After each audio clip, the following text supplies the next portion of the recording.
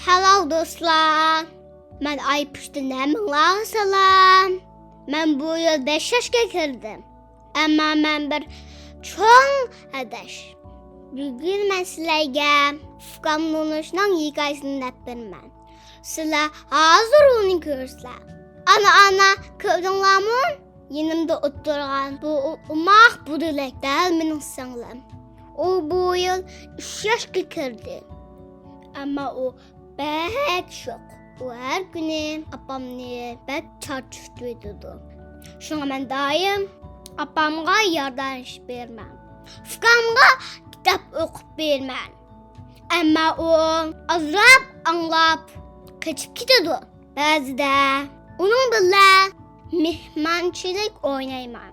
Bunda vakitte o oyuncaklarını taşıp avaldı.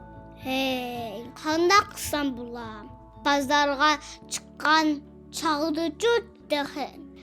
Qoncaqlarını almanda yığlab, bizni bəkmi xəcil qıldı.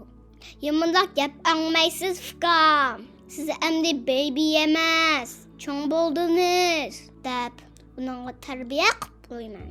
O dehin, tatxayış, köpək amraq. Mən Fıqam, kəmpişəklatlarını yaxyesiniz. Qaran çişiniz mənə oxşaş qaldı.